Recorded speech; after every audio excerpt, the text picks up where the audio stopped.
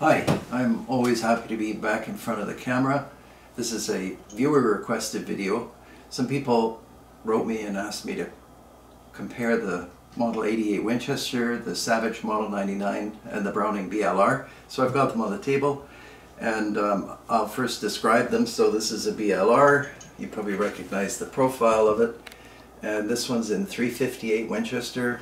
Then I've got Winchester Model 88 in 308. You've seen this on a prior video. And then here's the Savage Model 99 in 284. It's quite a ratty looking gun. It's the 99C, and the C stands for the clip model.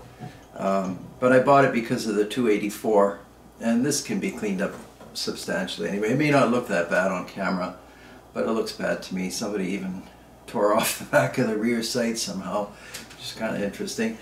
Anyhow, so the idea was to compare these three lever actions, and I guess a good place to start is with a bolt action. So what I did is I set up a, this is a Siamese Mauser action.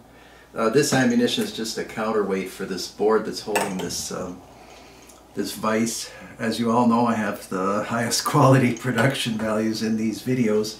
But anyway, keeping things simple. So I just wanted to show that Mauser action has the two locking lugs that we're familiar with, and this does actually tie into the video about lever actions. So there are the locking lugs, and then of course when we push the bolt forward, the lugs disappear in here so you can't see them. So the barrel's off so that you can see the bolt turning. And I put a white line on there. I hope it didn't get rubbed away. And in this position right there, the action's locked. And actually, the lugs are horizontal, and then they become vertical. So that's just a quick little refresher on how bolts lock. And why is that important? Because the BLR is a rotating bolt, and you can see right here, we move the lever backwards. As we moved it back, we cocked the hammer and stripped the cartridge off the magazine, and then at the last instant you can see the bolt turn and lock the action. BLR is an extremely smooth action. I have to say that the request to make this video was useful for me as well. I haven't changed my conclusion about these lever actions, but I did learn a few things just examining them more closely and maybe more critically. So the key element with the BLR is this rack and pinion system. You can clearly see the gears on the bottom of the bolt, and there are corresponding gears inside the action. The result is a very strong, very positive action. As you know, the biggest potential problem is primary extraction. So you've fired around, and now for some reason, because of pressure or dirt, it's stuck in the chamber, and you have to have some way of getting that round out. And we've got both the rotation of the bolt head as well as the gear driven mechanism. So if anything, I came away from this review with a really solid impression of this BLR. It's got the removable magazine that's very easy both ways, and this is made in Japan. They were originally made in Belgium, though those are the most desirable ones, although I could never tell a quality difference. I think the Japanese products are the same as the Belgian ones, but people like the Belgian ones for some reason. There's a slight change in the stock design, and you can see that they went with kind of a hybrid Western look. There's even a kind of a fake magazine tube, which is cute, and a barrel band, and it's a two-piece stock. But frankly, I mean, this could just as well have been a one-piece stock, and the action could have been made in such a way it would be a lot like actually a Seiko Finwolf, which is gear driven as well. And in appearance it could look like a Winchester 88. Anyway, you can't argue with success. They make this BLR to this day. This is a steel magazine, sorry, steel action. I checked with a magnet, and it's a steel magazine. So it's a classic steel and walnut rifle. The newer ones have pistol grips, or you can get one with a pistol grip. All kinds of calibers now. When this one came out, I think it was 308, 243, 358, stuff like that, short action calibers. But the gun was such a success that now they offer, well, they've been offering 270, 30-06 and other calibers for a while. So that's the BLR. Like I said, I have to say this is an excellent rifle. Frankly, it made me want to go hunting with this 358, which a lot of you know is a not well appreciated round, but it's a fantastic cartridge. Then we move to the Model 88. We've gone through these before. What do we like about it? What's excellent?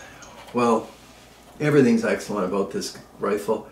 Not that the buying public cared about it at the time. It's steel and walnut. This is a custom stock, so it might look a little better than the factory version. The pre-64 models came with cut checkering.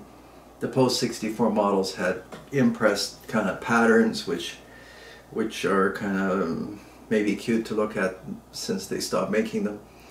I think this custom stock looks a lot better. Anyway, that's another story. The action is not gear driven. It's a clever arrangement of action bars, much like a pump action, except they're a lot shorter and they're curved. And they did their best with these, with this mechanism. There's only so much you can accomplish without a gear-driven mechanism, but I'll show you again. It's a little trickier to see, but you'll see the rotating bolt head, which means this also is a bolt action rifle effectively with lever activation. So the lever, the motion of the lever causes that bolt head to rotate. It's hard to, you know, I can't know what's being picked up by the camera, but you get the idea. I noticed some, you know, the points of resistance with this action, so we're going to dry fire it. That may or may not cause harm if it breaks a firing pin. I'll buy another firing pin. So when we move this down, there are a couple of points where you definitely feel more resistance than we did with the BLR, but it doesn't have a gear drive, so that's just the way it has to be. Oops, and closing the action, there's some resistance too, and you could see my hand slipped. I had to use more force than I anticipated. But is this material when you're hunting whitetails or anything else? No, you wouldn't even remember working the action. And actually, in fairness to the 88, there is a point where it's just completely slick and lightning fast because it's not restricted by a ratio of movement tied to gears, as is the case with the BLR. Again, these are just differences, and it's a personal opinion thing, but I'm trying to be objective. Anyhow, one-piece stock, as I mentioned, a beautifully sleek rifle. I think anybody can see that. Like today, this, I think if they offered this, they would sell truckloads of them. It was ahead of its time, I suspect, and maybe it wouldn't be as expensive to manufacture these days. Accuracy excellent. I've never seen one that doesn't shoot. The trigger, some people complain it's squishy or something. Maybe it is, but for a hunting rifle, completely fine. The magazine is not as smooth to remove as the BLR, but it's positive. And actually, I contradict myself, that's pretty smooth. So anyway, Model 88 Winchester, and then we move to this legendary Model 99 Savage. We don't have to focus in on this action because it's not a turn bolt. This has nothing to do with bolt action rifles. This action, I mean, in a way, some people have told me it's kind of based on a falling block. Some people say it's more of a tipping block. It reminds me of the Martini, and the way this action locks is quite clever. I mean, the entire function of the action is by way of this arm on the lever. So you can see as the lever moves, the bolt moves. I've had these apart a lot of times. Oh, I'll pause here. I have to tell you something. I've had a few people show up with BLRs that they've taken apart. And I don't know why they take them apart. I guess to clean them or whatever, but they get these gears out of alignment in here. And if you do that, there's a problem because it has to be exactly the way it is from the factory. You can see those gears. So I would recommend brake cleaner or some other cleaner. Don't take it apart. Once you drop these pins, you have to be very cautious about what you're doing, and it's not uncommon for me to get one of these show up with the lever out and a frustrated owner. Anyway, I just mentioned that. The Savage is entirely different. This, I guess, dates back to 1899. So this, I mean, this is an amazing firearm. Like I said, it's legendary. Getting back to the locking, so what we have is this, the bolt is a block, it's true. It's striker fired. This is a hammer, that's a striker, so you can obviously see that. Maybe a little bit slower lock time on the BLR, but I can't say that that's a big deal. And by getting back to the Savage, so this is the 99C, and it's a C because there's a clip. I have others that are solid frame on the bottom, and it doesn't matter to me.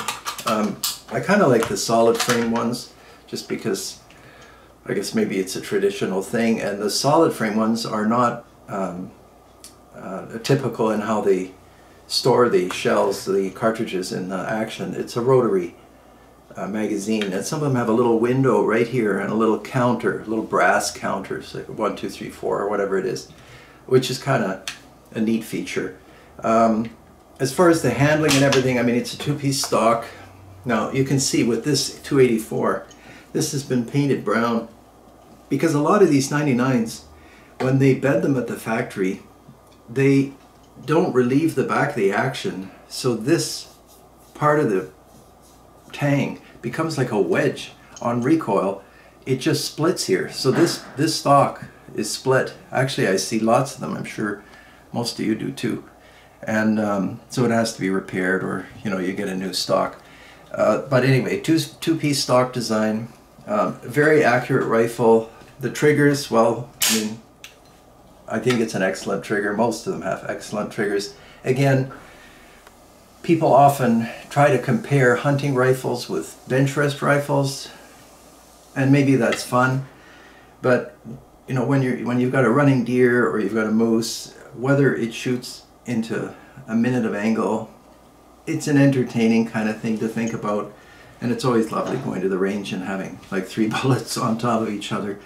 But it's not that material, and there are all kinds of articles and science behind functional accuracy, and these are all more than accurate enough for almost all hunting purposes. The calibers are excellent. And getting back to the purpose, because a couple of viewers wanted me to kind of restate my opinion, so I have to stick with the one-piece stock design of the classic Model 88 Winchester. This is a superior rifle. This is not a hybrid rifle. They were not trying to make it look like a Model 94 or whatever the BLR was supposed to look like. And then the Savage Model 99 is very close, but it doesn't have the front locking of the Winchester. I'm sure if they manufactured this 88 today, they could improve the trigger, although again, for my purposes, I have no complaints. There were some nice touches within the Model 99. They often had color-hardened levers, and I mean, this is a very unique standalone rifle, and definitely one of my favorites. But it doesn't have the front locking. It has a two-piece stock. The trigger's fine, and practically you may never know a difference. But overall, getting back to the beginning, except for the Seiko Finwolf, which, as you know, wasn't made in the United States, this remains the best American modern lever action.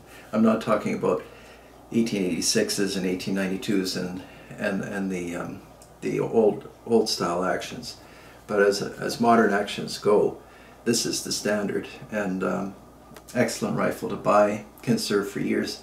So that is about it. I hope I covered the items that you wanted me to, and if there were any other comments or suggestions, please send me a line. Alright, thanks a lot for watching.